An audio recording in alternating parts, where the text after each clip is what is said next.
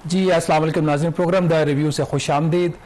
मैं हूं शहबाज राना। आज कामरान यूसुफ हमें ज्वाइन नहीं कर सकेंगे, उनकी कुछ निजी मसरूफियात थी। इंशाल्लाह होपफुली अगले हफ्ते हमें वो ज्वाइन कर लेंगे। बात बजट पे होगी इस दफ़ा भी, लेकिन तीन बड़े सवालात जो हम आपके सामने लेके आए हैं, जो ये तय करेंगे कि इस साल का जो बजट है वो कैसा होगा। क्वेश्चन नंबर 1, क्या बजट जो है वो IMF की जो तवक्कुआत हैं, जो पाकिस्तान और IMF का मुआहिदा है जिसके तहत नेशनल असम्बली से बजट पास होने से पहले IMF के स्टाफ ने उस बजट की मंजूरी देनी है, क्या ये बजट वही है जिसकी IMF ने पाकिस्तान से रिक्वायरमेंट की थी? और दूसरा, क्या बजट के अंदर कोई बहुत बड़ी तब्दीलियां हो सकती हैं बजट की मंजूरी से पहले? नेशनल असम्बली जब इसकी मंजूरी देगी इस महीने के आखिर से पहले 1 जुलाई को इस बजट ने इम्प्लीमेंट होना। और तीसरा सवाल, क्या इस बजट से पाकिस्तान में जो प्रोडक्शन है, जो उसकी पैदावारी सलाहियत है, उसमें इजाफा होगा, या फिर कुछ ऐसे इकदाम इस बजट में किए गए हैं कि जिससे मुल्क में कंजम्पशन और खपत बढ़ेगी? जब खपत बढ़ती है मुल्क के अंदर तो उसका नुकसान ये होता है कि जो इंपोर्ट्स हैं वो बढ़ना शुरू हो जाती हैं, और जब इंपोर्ट्स बढ़ती हैं तो फिर पाकिस्तान के एक्सटर्नल अकाउंट के ऊपर दबाव आता है, और जब एक्सटर्नल अकाउंट के ऊपर दबाव आता है तो फिर पाकिस्तान को IMF के दरवाजे पर जाना पड़ता है। अभी भी हम IMF के प्रोग्राम में हैं, तो IMF के प्रोग्राम में रहते हुए क्या ये एक प्रोडक्टिविटी का बजट है या कंजम्पशन का बजट है? इन तीनों सवालात के जो जवाबात हैं वो अपने हम पैनलिस्ट से लेने की आज कोशिश करेंगे। उसके अलावा एक और चीज़ जिसको अभी हम डिस्कस करेंगे वो इशू है कि जो सरकारी मुलाजमीन हैं उनकी तनख्वाहों में इजाफा, क्या ये जो 7% इजाफा दिया गया है ये काफ़ी है? कुछ ऐसी इंफॉर्मेशन आज सामने आई है जो पोस्ट बजट प्रेस कॉन्फ्रेंस भी हुई, जिसमें फाइनेंस मिनिस्टर ने, minister of state for finance Bilal Kiani, और जो इंफॉर्मेशन मिनिस्टर हैं अता तारड़, उन तीनों ने ये डिक्लेयर किया कि ये जो बजट है ये अवामी बजट है, ये प्रो पीपल बजट है, प्रो इंडस्ट्री बजट है, प्रो एक्सपोर्ट बजट है, प्रो सैलरीड क्लास बजट है। बट जो हमारे गवर्नमेंट के ऑफिशियल्स हैं, जो एम्प्लॉइज़ हैं, वो शायद उनका इसके ऊपर डिफरेंट व्यू है। तो कुछ फर्दर डिटेल्स जो आज शेयर की गई हैं उसके मुताबिक अगर आप देखें तो जो तनख्वाहों में इजाफा हुआ है वो तो सिर्फ 7% हुआ है, लेकिन दो जो अलाउंसेस थे इससे पहले वो सैलरी का पार्ट नहीं थे। ये एक 15% का अलाउंस था 2022 में, एडहॉक अलाउंस, उसको सैलरी में मर्ज किया जा रहा है, और उसके साथ एक 10% का एक अलाउंस था जो तनख्वाह में इजाफा हुआ था 2025 में, उसको भी सैलरी में मर्ज किया जा रहा है। तो सेक्रेटरी फाइनेंस इमदादुल्लाह बोसाल साहब ने आज पोस्ट बजट प्रेस कॉन्फ्रेंस में जो उन्होंने एक्सप्लेनेशन दी, उन्होंने कहा कि ये दोनों अलाउंसेस को मर्ज करके इसके ऊपर 7% इंक्रीज दिया जाएगा। तो इसका मतलब ये हुआ कि इफेक्टिवली जो इंक्रीज है वो 7% से ज्यादा ही होगा। कुछ और जो चीज़ें हैं, हुकूमत ने कुछ 21 अरब रुपए के मजीद भी कोई मजमूई बेनिफिट्स दिए हैं मुख्तलिफ जो फेडरल गवर्नमेंट के एम्प्लॉइज़ हैं या अटैच डिपार्टमेंट्स के हैं। इसमें ज़्यादातर जो बेनिफिट्स दिए गए हैं वो वजारत दाखिला के जो उसके इंतज़ाम के अंदर जो कुछ इदारे हैं, सिविल आर्म फोर्सेस हैं जिसमें national highway and motorway police है, कोस्ट गार्ड है, इमिग्रेशन का जो डिपार्टमेंट है, जो पासपोर्ट ऑफिस है, इनके जो एम्प्लॉइज़ हैं इनके लिए स्पेशल अलाउंसेस जो थे उस या तो उनको दिए गए हैं या उनमें कुछ इजाफा किया गया है। अगर हम इसके कुछ की अगर बात कर लें, एक जो डिस्पैरिटी रिडक्शन एक अलाउंस दिया गया था 2026 में, वो 15% ऑफ द बेसिक पे जो था, इसमें बहुत सारे जो मुलाजमीन थे वो इससे बाहर थे, वो इसके लिए अहल नहीं थे। तो अब हुकूमत ने फैसला किया है कि ये जो डिस्पैरिटी रिडक्शन अलाउंस है 15%, ये तमाम जो ग्रेड 1 से लेके ग्रेड 22 तक के जो एम्प्लॉइज होंगे उनको ये दिया जाएगा। It's a significant relief for them. 15% को यहाँ से एक डिस्पैरिटी रिडक्शन अलाउंस मिल जाएगा। उसके अलावा जो सफरी सहूलियात के लिए अभी जो भी एग्जिस्टिंग अलाउंस है, ऑल दो रकम बहुत कम है, जो अभी एक इनको कन्वेंस अलाउंस मिलता है सरकारी मुलाजमीन को, उसमें भी 50% जो है वो इजाफा करने की इन्होंने मंजूरी दे दी है हुकूमत ने। एक और जो चीज़ है वो इम्पॉर्टेंट है, सिविल आर्म फोर्सेज के हवाले से उनका एक अटेंडेंट अलाउंस होता है जिसकी इस वक्त जो मालियत है कुछ 60,000 रुपया है, इसको बढ़ाकर 30,000 रुपया पर मंथ कर दिया गया। ये एक सैलरी में अच्छा खासा सिविल आर्म फोर्सेज जो है उनके लिए एक रीजनेबल इंक्रीज मिल जाएगा। फिर एक स्पेशल एरिया कंपनसेटरी अलाउंस मिलता है पाकिस्तान कोस्ट गार्ड्स को 10%, उसमें भी इन्होंने इसमें इंक्रीज़ किया है। एक और जो अलाउंस है वो ग्रांट ऑफ IMPAS अलाउंस, ये 100% अलाउंस मिलेगा जो इमिग्रेशन एंड पासपोर्ट डिपार्टमेंट है उनके एम्प्लॉइज़ को। तो हुकूमत ने काफ़ी जगह पे रिलीफ देने की कोशिश की है। नेक्टा जो नेशनल काउंटर टेररिज्म अथॉरिटी है, इनके लिए भी एक अलाउंस दिया गया है। 150% नेक्टा के एम्प्लॉइज़ के लिए अलाउंस दिया गया है, बट उनको पहले ही एक 100% उनको रिस्क अलाउंस मिलता था, उसको डिसकंटिन्यू करके ये स्पेशल एक नया अलाउंस दिया जा रहा है। इफेक्टिवली उनको 50% मिलेगा 150 की जगह पे, क्योंकि 100% वो पहले ही एक स्पेशल अलाउंस अपना ले रहे थे। कुछ और भी इसी किस्म के जो बेनिफिट्स हैं हुकूमत की तरफ से सरकारी मुलाजमीन को दिए गए हैं। नेशनल हाईवे अथॉरिटी, उनके लिए भी, नेशनल पुलिस अकेडमी के जो एम्प्लॉइज़ हैं उनके लिए भी स्पेशल अलाउंसेस दिए गए हैं।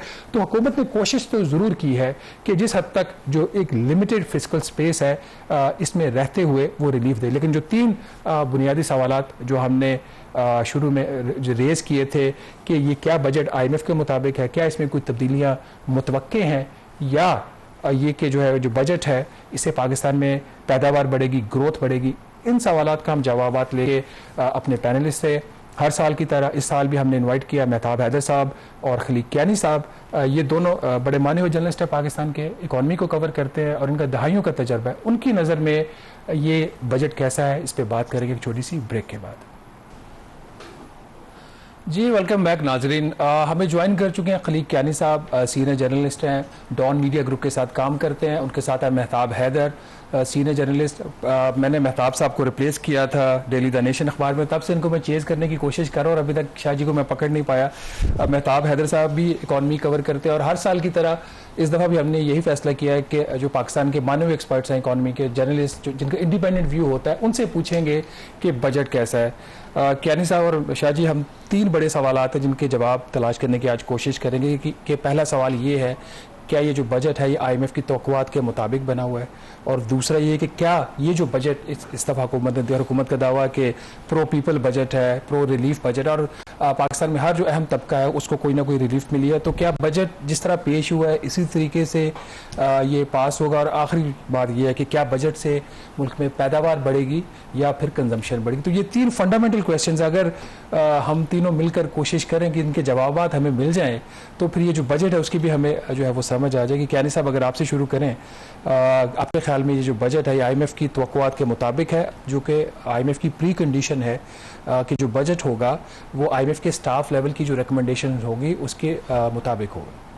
देखिए, जो मुझे समझ आई है, एक तो जो 2-3 बड़े बड़े नंबर है ना, वो उनकी बिल्कुल तवक्कुआत, तो क्या मैं कहता हूँ कि जो उन नंबर्स दिए थे अप्रैल में स्टाफ लेवल एग्रीमेंट हुआ था, उसमें जो नंबर जो उन्होंने कोट किया ना, मिसाल के तौर पर FBR रेवेन्यू का जो टारगेट है 15,264, ये उस वक्त उसमें लिखा हुआ है। ये मेरा ख्याल पहली दफ़ा हुआ, हमेशा वो एक इंडिकेटिव नंबर देते होते हैं, लेकिन इस दफ़ा एग्जैक्टली वही नंबर है। मैं कह रहा था कि for the sake of change को 1-8 बिलियन को ऊपर नीचे ही कर लेते।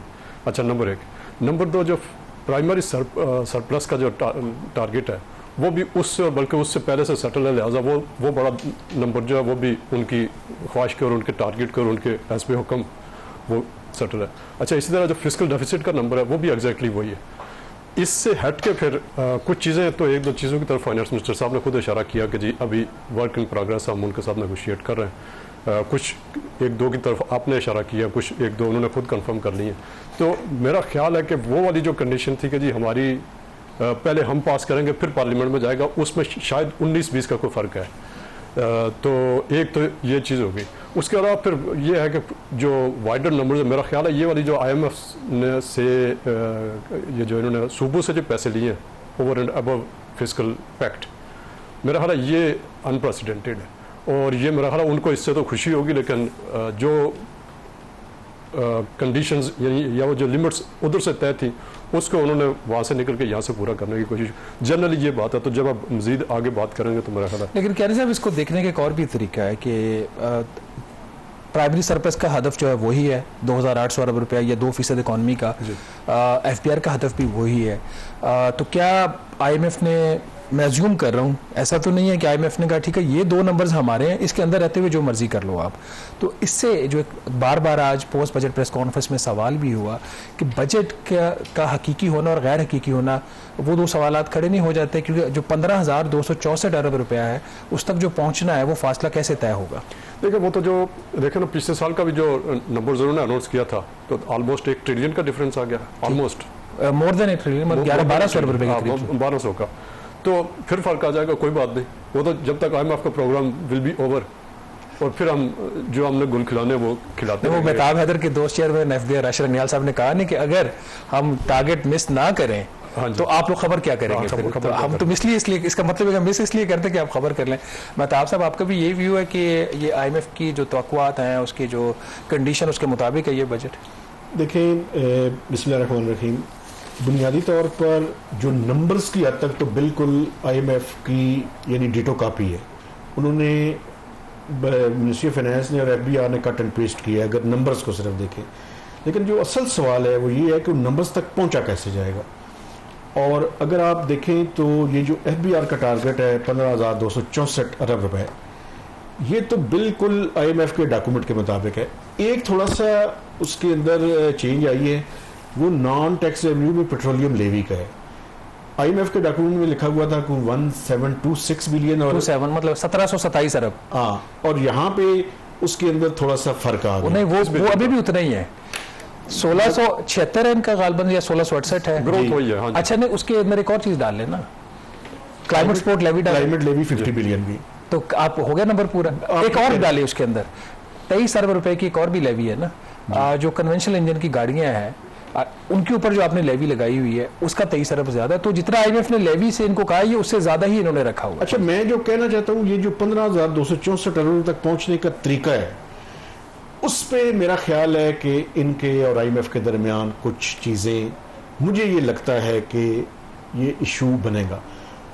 और इसमें सवाल ये है कि जो बजट पेश हुआ है और जो बजट अल्टीमेटली कौमी असम्बली से पास होगा उसमें फ़र्क होगा। ये ऐसे नहीं होगा जैसे पेश हुआ है और वैसे भी नहीं होगा कि जैसे इन्होंने पेश किया, यानी इसके दरमियान काफ़ी सारे अभी और मराइल हैं।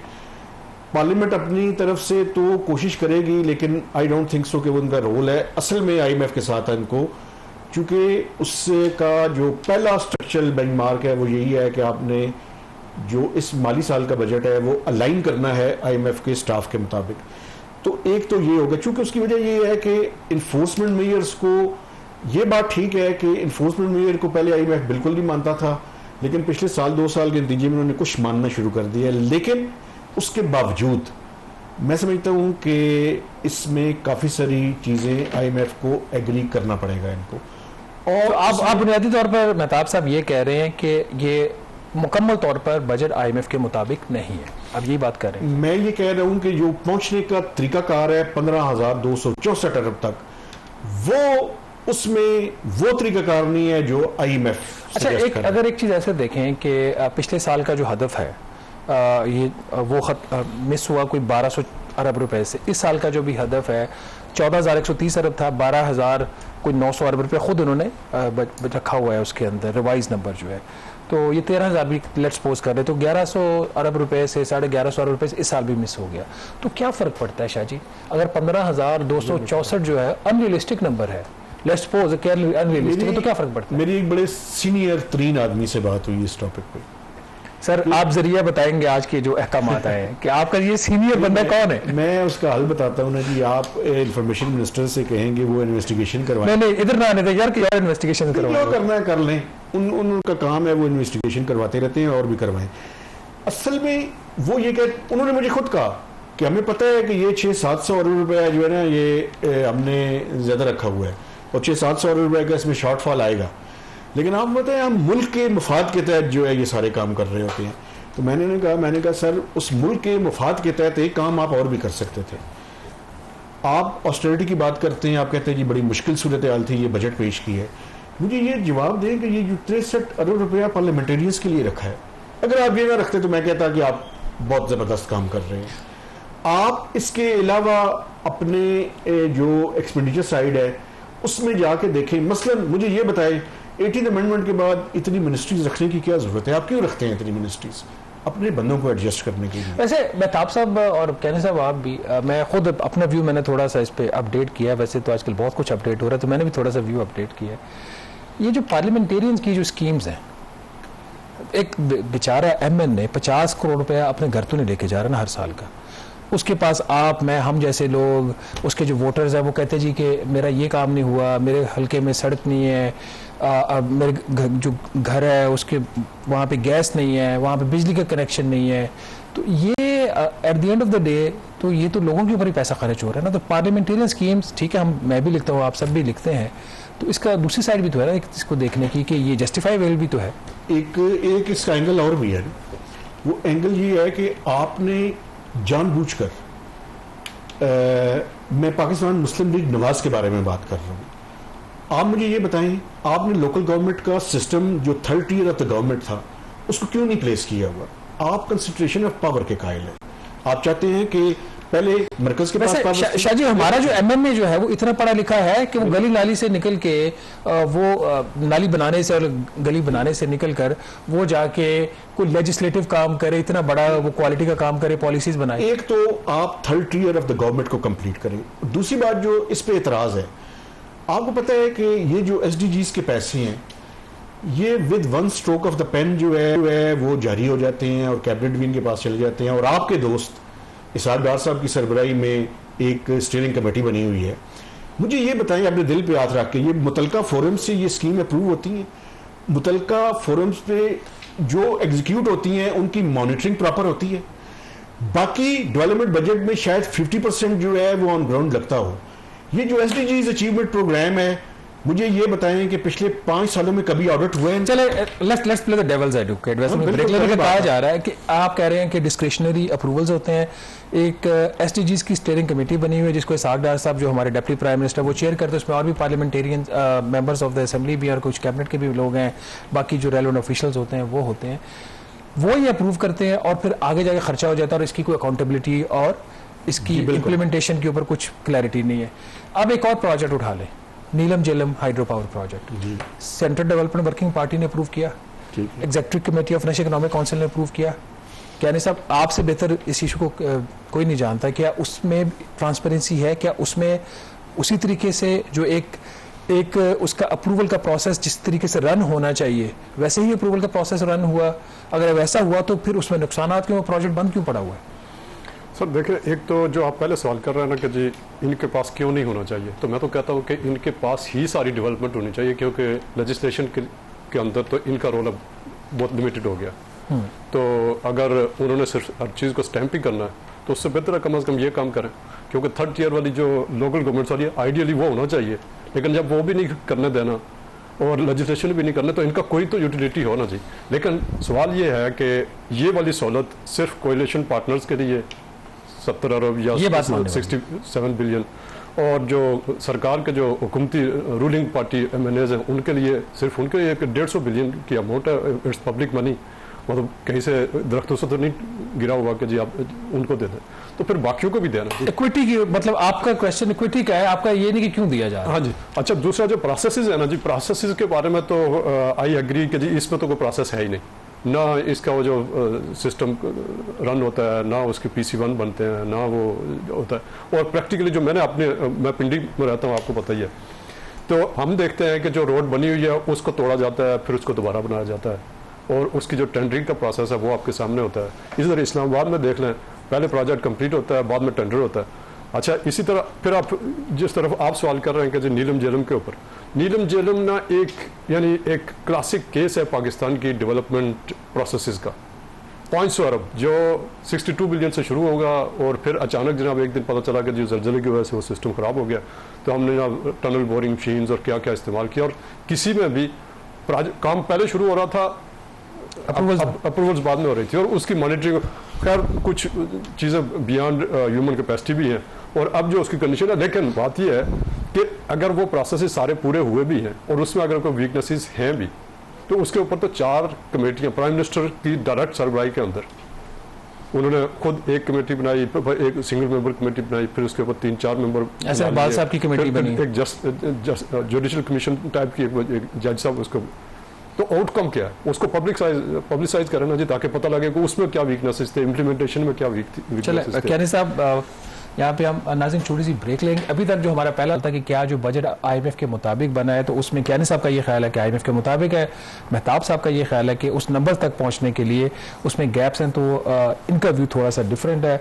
दूसरा सवाल जो हमारे सामने कि अगर ये बजट IMF के मुताबिक है या नहीं है, तो बजट से पहले जब ये पास होगा असेंबली से, उससे पहले क्या इसमें कुछ चेंजेस एक्सपेक्टेड हैं? अगर हैं तो वो क्या है, इस पर बात करेंगे छोटी सी ब्रेक के बाद। जी वेलकम बैक नाजरीन। दूसरा सवाल जिसका हम जवाब ढूंढने की कोशिश कर रहे हैं कि क्या बजट में मंजूरी से पहले कोई बड़ी तब्दीली आ सकती है? महताब साहब। अच्छा, आपका सवाल का जवाब देने से पहले मैं नीलम जेलम के बारे में बात करना चाहता हूँ। नीलम जेलम पाकिस्तान की डेवलपमेंट हिस्ट्री का एक क्लासिक किस्म का है। आपको पता है कि ये प्रोजेक्ट जो है, जब ये अपनी मराहिल के अंदर था, मुझे याद है कि मैं वाटर या पावर सेक्टर को ज़्यादा नहीं समझता, मुझे नहीं पता इसके बारे में, लेकिन मैं इस प्रोजेक्ट को शुरू से इसके खिलाफ स्टोरीज करता रहा, क्योंकि मुझे इसका अंजाम का अंदाज़ा था। मसलन इसका CFO मेरे ख्याल में बायोलॉजी के अंदर उसने मास्टर्स किया हुआ था या किसी साइंस के किसी सब्जेक्ट के अंदर, मुझे एग्जैक्टली याद नहीं। तो पब्लिक सेक्टर में तो यही तो मसला है ना, जो आज भी बात हुई है वहां पे प्रेस कॉन्फ्रेंस में, पब्लिक सेक्टर में।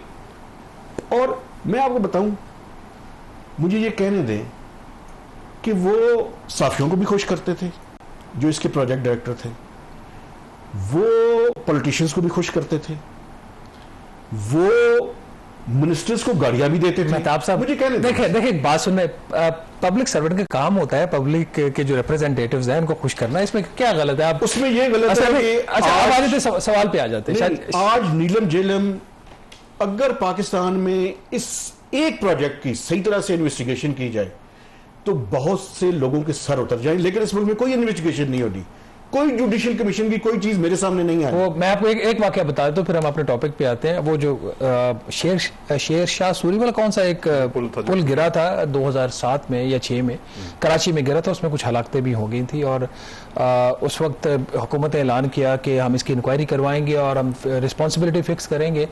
तो उस वक्त अकरम शेख साहब होते थे डिप्टी चेयरमैन प्लानिंग कमीशन की। तो मैंने एक उनसे पूछा कि जी वो आपने इंक्वायरी का कहा था, तो उसका आउटकम क्या हुआ? उन्होंने कहा जी तुसी की पीछे पै जाते हो, तो इंक्वायरी हो रही है, जब आउटकम आएगा तो बता देंगे। तो आउटकम कितने 20 साल होने वाले हैं, आज तक नहीं आया। तो वो आपकी बात ठीक है। Coming back to the question, एक मुझे इस पर और भी बात करनी है। 34 अरब से ये बेसिकली ये प्रोजेक्ट शुरू हुआ और मेरे ख्याल में 550 अरब रुपए से जायद टू बी एग्जैक्ट, और मेरे ख्याल में भी प्रोडक्शन नहीं कर रहा, अभी कर रहे हैं 2 साल से आउट है, 2 साल से प्रोडक्शन। शायद ठीक है, वो आपका पॉइंट आ गया, लेकिन अच्छा पैसे बहुत ज्यादा है ना हमारे पास, आप क्यों परेशान होते हैं? आपने देखा ना बजट का साइज 20% ज्यादा है इस दफा। नहीं, वो साइज जो है ना, वो प्रॉब्लम ये है कि इस मुल्क में एलीट कैप्चर है और वो एलीट कैप्चर के हाथों में चला जाता है ना। अगर अवाम के मसले में आपको बताऊं, NFC को क्रिटिसाइज किया जाता है और ये कहा जाता है, और मैं खुद भी बाज़ दफ़ा ये कहता हूं कि बलूचिस्तान में पता नहीं कितने लाख पियन रख ली हैं। एक्चुअल में वैसे मुझे कोई एतराज़ नहीं है। बलूचिस्तान में अगर 6 या 7 लाख उन्होंने पियन रखे हैं, जहाँ पे लोगों के लिए खाने के लिए कुछ नहीं है, तो वहाँ पे वो क्या कर रहे हैं इसके।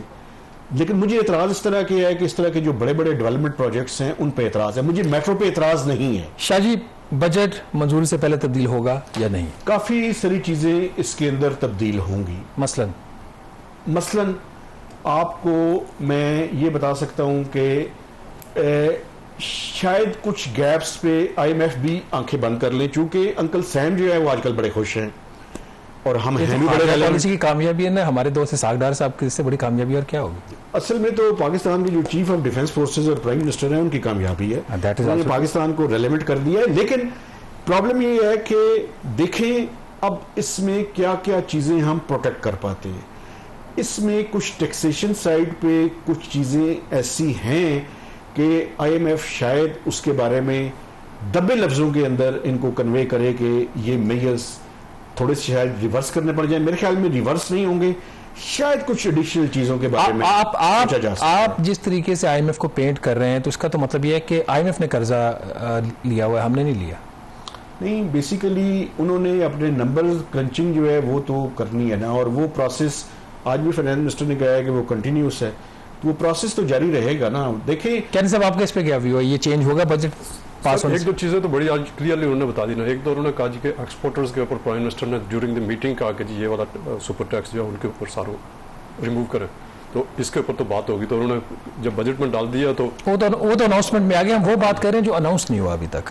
तो इसके अलावा मेरा ख्याल है जो आप प्रॉपर्टी वाली बातें हैं वो भी चेंज करनी पड़ेंगी।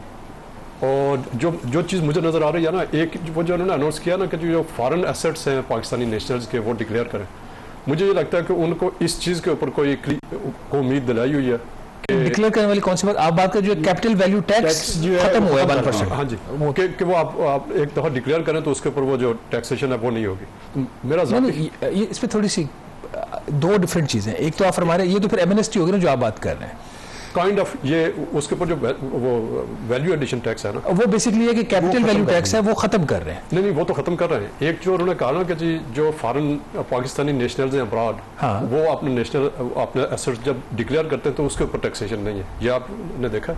अच्छा नहीं, ये मेरे हम इसको देख लेंगे, लेकिन इसका अच्छा ठीक है। उसमें मेरा ख्याल और ये मामला ऐसे बाय द वे कोर्ट के अंदर भी है, जो सीवीटी जो है ना ये चैलेंज कोर्ट में भी हुई है। अच्छा, उसमें मेरा जो ज़ाती ख्याल है कि जो उनकी उम्मीद है कि ये जो मिडिल ईस्ट में लोग हमारे शायद मुश्किल में हैं और या वो डिक्लेयर नहीं कर रहा है और उधर एक काइंड ऑफ वैसे मेरा क्या नहीं साहब जाती ख्याल है, हो सकता है कोई फाइनेंस बिल की क्लॉज मेरी नज़र से ना गुजरी हो, मैं तो आप सब भी गाइड कर सकते हैं इसमें में कि ये जो आप बात कर रहे हैं ना कि कोई एसेट्स ले आए उसको डिस्क्लोज कर दे, शायद ये चीज़ बजट में आई नहीं है। ये बजट से पहले डिस्कशन जरूर हुई है कि आपका चीज़ फाइनेंस बिल में नहीं आई, या आई है तो मैंने अभी तक पढ़ी नहीं है।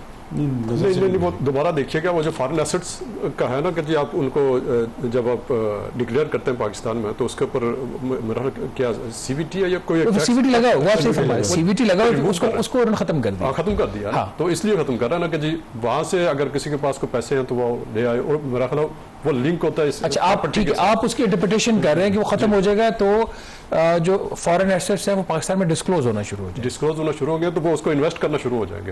इनकी एक्सपेक्टेशन ये है कि वो जो पैसे हैं ना, जो परसों भी बात हो रही थी कि जो आपकी रिमिटेंसेज हैं वो यूएई से खासकर ज्यादा सर्ज नजर आ रहा है बाकियों के मुकाबले। आपके ख्याल में एक दो इसमें तब्दीलियां आ सकती हैं, प्रॉपर्टी वाली आ सकती है लाइकली, मतलब या तो उसके ऊपर उनका कोई व्यू हो सकता है, अब वो टैक्स रहता है या उसके बदले में और टैक्स लगता है, ये एक चीज़ इसमें जो है वो इसमें हो सकती है। दूसरे सवाल का जवाब में दोनों हमारे जो पार्टिसिपेंट्स हैं उनका तो कंसेंसस है कि तब्दीलियां आएंगी इस बजट के पास होने से पहले नेशनल असेंबली से। अब रह गया हमारा आखिरी सवाल कि क्या जो बजट है जिस तरह हुकूमत करी ग्रोथ ओरिएंटेड है, इससे मुल्क में इंडस्ट्रियल प्रोडक्शन बढ़ेगी, ये इंडस्ट्रियल प्रोडक्शन की तरफ हमें लेके जा रहा है, कंजम्पशन की तरफ लेके जा रहा है, इस पर बात करेंगे छोटी सी ब्रेक के बाद। जी नाज़रीन, ब्रेक के बाद एक दफ़ा फिर खुश आमदीद। अब हम बात करेंगे आखिरी जो चीज़ है जिसके ऊपर हुकूमत का दावा है कि इस बजट से पाकिस्तान में ग्रोथ होगी, पाकिस्तान में नौकरियां पैदा होंगी, और ये एक व्यू कि सिर्फ अशराफिया को ही मराद दी गई, ये अशराफिया के लिए मराद नहीं है, हुकूमत का ये कहना है, वज़ीर ख़जाना का भी और minister of state for finance का भी, और ख़ासतौर पर जो इंफॉर्मेशन मिनिस्टर थे उन्होंने ये बात की कि अगर अशराफिया को बेनिफिट्स मिलेंगे, एक्सपोर्टर्स को बेनिफिट्स मिलेंगे, वो अगर मज़ीद फैक्ट्रियाँ लगाएंगे, नौकरियाँ पैदा होंगी तो आवाम तक भी ये बेनिफिट पहुँचेगा। क्या ये बात दुरुस्त है खली कहने साहब? सर देखें, ये तो वही वाला ट्रिकल डाउन वाली थ्योरी है जो ट्रिकल डाउन हमने कभी होते नहीं देखा। और दूसरा उसी के ऊपर जो मैंने उनसे सवाल भी पूछा था कि आज हमें आप ये वाला ग्रोथ मॉडल पढ़ा रहे हैं कि जी इंडस्ट्रियलिस्ट को, एक्सपोर्टर को हम मजीद पैसे दें, उससे मेरा 70 बिलियन की एलोकेशन है उसके लिए, वो जो स्कीम्स हैं उनके लिए वो एक्सपोर्ट फाइनेंसिंग स्कीम का वो उन्होंने गालबन 68-70 बिलियन का बताया उन्होंने। यही इनकी गवर्नमेंट में, ये तो इकोनॉमिक साइड में नहीं थे, जो इनके इकोनॉमिक साइड के लोग थे वो कह रहे थे वो जो टर्फ का मिसयूज हुआ और उसमें लोगों ने फिर इन्वेस्ट किया रियल इस्टेट में और बाकी सेक्टर्स में, वो डाइवर्सिफाई करते रहे और उसके ऊपर जो एक्सपोर्ट्स में इजाफा कितना हुआ। अच्छा गालबन इसमें एक जो व्यू उनका वैलिड था मेरे ख्याल में कि ये जो एक्सपोर्ट फाइनेंसिंग स्कीम है इसमें आपको रिबेट मिलता है, आप जब एक्सपोर्ट कर लेते हो तो उसके अगेंस्ट आपको वो जो है वो पैसा मिलता है। फर्दू से अगर आप लोन ले लिया आपने और बट आपका ये वाली चीज़ भी इसमें है, मैं कह रहा हूँ वो लोन ले लिया जिस तरफ आप इशारा कर रहे हैं, वो फिर क्या वाकई आपने उसमें फैक्ट्री लगाई है या आपने कोई रियल एस्टेट के लाहौर में प्रोजेक्ट शुरू कर लिया या कराची में, ये एक इसके ऊपर रेलेवेंट क्वेश्चन है। बट जो ब्रॉडर क्वेश्चन है, ग्रोथ होगी, पैदावार बढ़ेगी या कंजम्पशन बढ़ेगी? अच्छा, दूसरा एक चीज़ वैसे अप्रिशिएट करनी चाहिए कि जहाँ जो स्पेस उनको नज़र आई है ना, पिछली दफ़ा जो बिल्कुल लो इनकम सैलरीड क्लास थी उसको थोड़ा सा नोशनली है उधर भी, इस दफ़ा फिर जो उससे बड़ा वाला ग्रुप है उसके लिए अगेन नोशनल, लेकिन चलो एक डायरेक्शन नज़र आती है। लेकिन जो चीज़ मुझे समझ नहीं आती कि ग्रोथ आएगी कहाँ से, वो ये है कि पिछले साल तो इन सारी जो एक्सपेंशन वाली मूव्स है इसके बगैर आपने 4.2% की ग्रोथ टारगेट रखा हुआ था। इस दफ़ा आपने 4% रखा with all these expansionary moves. तो आपने तो वो मतलब जैसे फाइनेंस मिनिस्टर कह रहे थे कि जी अगर ये कन्फ्लिक्ट ना आता, अपना ईरान कन्फ्लिक्ट ना आता तो वो हम क्रॉस कर देते, ये अचीव कर लेते। तो इसमें वो कौन सी एडिशनल चीज़ है जिसकी वजह से वो सिर्फ 4% देख रहे हैं? फिर तो 5% ग्रोथ। इसका एक और इंटरप्रिटेशन भी तो हो सकते हैं ना मकियानी साहब के टारगेट जिस तरह पहले जहां से आपने आगाज किया था, टारगेट IMF के मुताबिक रख लिए हैं, प्लान हमने अपने मुताबिक कर लिया है। अब 4% अगर ग्रोथ का हदफ है तो IMF ने कहा था कि आपने एक्सपेंशनरी मॉडल पे नहीं जाना, लेकिन हमने एक्सपेंशनरी बजट दे दिया और जब ग्रोथ आएगी तो हम कहेंगे कि टारगेट भी अचीव कर लिया। वो लेता बात है कि जब जो कोर क्वेश्चन है मेहताब साहब, कंजम्पशन प्रमोट होगी या प्रोडक्शन प्रमोट होगी? देखिए, मैं आपको बताऊं, एक तो पहले इससे पहले जो सवाल था ना प्रॉपर्टी का, आई डोंट थिंक कि उसमें कुछ चेंजेस आएंगे। ठीक है, और चेंजेस कुछ जो है वो बजट में आप देखेंगे कुछ, ये आई डोंट थिंक सो कि ये होगी। दूसरा, मेरी नज़र में जो फंडामेंटल क्वेश्चन है वो ये है कि क्या ये बजट जो फॉर्मल सेक्टर है उसको इन्वेस्ट, चूँकि प्रॉब्लम क्या हुई है, ये जितनी माजी में 2-3 साल में FBR ने और हुकूमत ने एक टैक्स बर्डन और कॉस्ट ऑफ डूइंग बिजनेस में इजाफा किया है, उसको ट्विकिंग करके थोड़ा सा रेटिफिकेशन करने की कोशिश की है। अभी भी वहाँ पे नहीं पहुँचे कि जहाँ पे पाकिस्तान को जाने की ज़रूरत है। तो मेरी नज़र में बुनियादी सवाल ये है कि क्या इससे इन्वेस्टमेंट बढ़ेगी या नहीं बढ़ेगी। इन्वेस्टमेंट और सेविंग्स का आपको पता है कि पाकिस्तान में फंडामेंटल किस्म का प्रॉब्लम है। इसमें जो खतरा है वो ये है कि ये दोबारा से अनप्रोडक्टिव सेक्टर्स के अंदर ना चली जाए। मसलन पाकिस्तान में unproductive sector real estate is unproductive sector, वहां पे ना चली जाए, और दूसरा ये कंजम्पशन के अंदर ना चली जाए।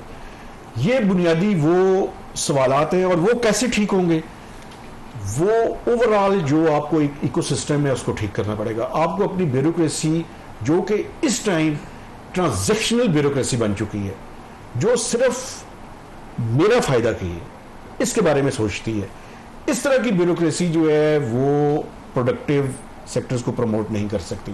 मैं आपको मिसालें मुतअद्दिद दे सकता हूं, एक मिसाल मुझे देने दें। चीफ मिनिस्टर पंजाब अपने आप को कहती हैं कि वो बड़ी इंप्रूव्ड गवर्नेंस कर रही हैं। आप जरा आटे की हालत जाके देख लें, आपने वर्बल पाबंदी लगाई हुई है, और वर्बल पाबंदी के नतीजे में क्या है, लोगों की जेबों में वो ट्रांजैक्शंस। आप कह रहे हैं इंटर प्रोविंशियल जो है मूवमेंट की बात, इंटर डिस्ट्रिक्ट भी जुबानी पाबंदी है। एक डिस्ट्रिक्ट से दूसरे डिस्ट्रिक्ट में पंजाब के अंदर लेके जाएं 5 से 6 हज़ार रुपया एक ट्रक पे आपको। ये तो PTI के उस दिन गालिबन फाइनेंस एडवाइजर जो है मुज़म्मिल असलम ने भी बात की। पर्सनली मुझे पता है इस बात का, मैं पिंडी की मिसालें दे सकता हूं। इसमें अगर हम इसको वाइंड अप कर सकें मेहताब साहब, आपके ख्याल में क्लैरिटी नहीं है कि प्रोडक्टिविटी बढ़ेगी, कंजम्पशन को प्रमोट करेगी, और आपका भी गालिबन इसी तरह का कोई व्यू है। बहरहाल नाज़रीन, हम तीनों, हमारे जो दोनों पैनलिस्ट हैं उनका व्यू क्लियर है कि एक तो डिवाइडेड ओपिनियन है कि बजट जो है वो IMF के जो टारगेट्स है उसके मुताबिक है। हमारे एक पार्टिसिपेंट का ख्याल है कि है, दूसरे का ख्याल है कि नहीं है। बजट में तब्दीलियाँ हो सकती हैं। कहने साहब का ख्याल है कि प्रॉपर्टी वाली जो टैक्सेशन उसमें चेंज हो सकती है, मेहताब साहब का ख्याल है कि उस पर नहीं होगी, और प्रोडक्शन के हवाले से कोई क्लैरिटी नहीं है, क्योंकि लग ऐसे रहा है कि ये जो बजट है वो कंजम्पशन को प्रमोट कर सकता है बजाय कि वो प्रोडक्शन को प्रमोट करे। उसमें जो सबसे बड़ा गालिबन रोल होगा ये जो रियल एस्टेट सेक्टर में एक्टिविटी जो जनरेट होगी, और उससे जो एक उसके अंदर जो फियर फैक्टर है जिसकी वजह से टैक्स रेट्स भी बढ़ाए गए थे उस वक्त माजी में, कि पैसा जो है वो प्रोडक्टिव सेक्टर से निकल के कंजम्पशन वाले सेक्टर पे स्पेकुलेशन में चला जाएगा, और मुल्क के अंदर जो पैदावारी सलाहियत है उसको बढ़ाने की जो ज़रूरत है उस पर असर पड़ेगा। बहरहाल हुकूमत ने फैसला किया, सोच समझ के किया है। इसका नतीजा तो अभी बाद में पता चलेगा कि जब क्या जो प्राइसेस हैं रियल एस्टेट की वो बढ़ना शुरू होती हैं इस एक्टिविटी के बाद या नहीं, उससे पता चलेगा कि कोई स्टेलमेंट रहती है या कंजम्पशन बढ़ना शुरू हो जाती है। आज के प्रोग्राम से इतना ही, मुझे इजाज़त दीजिएगा। अल्लाह हाफ़िज़।